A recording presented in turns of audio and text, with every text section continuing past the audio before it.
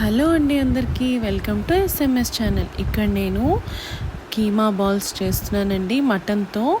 చాలా టేస్టీగా ఉంటాయి. ముందుగా మనం ఒక మిక్సీ జార్లో ఈ విధంగా పేస్ట్ చేసుకోవాలండి.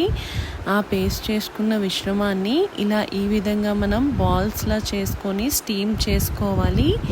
చాలా టేస్టీగా ఉంటాయి. అసలు పప్పుచారుతో కానీ చారుతో కానీ తినచ్చండి.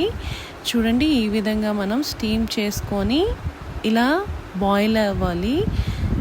ఇప్పుడు మనం ఒక ప్యాన్లో షాలో ఫ్రైకి ఆయిల్ వేసుకొని ఈ విధంగా మనం ఫ్రై చేసుకోవాలండి.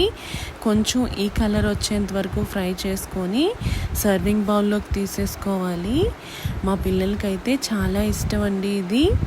చూడండి ఎంత టేస్టీగా ఉన్నాయో, చూస్తేనే తినాలనిపిస్తుంది కదా. మీరు కూడా ఈ విధంగా ట్రై చేసి ఎలా వచ్చిందో కామెంట్ సెక్షన్లో చెప్పండి.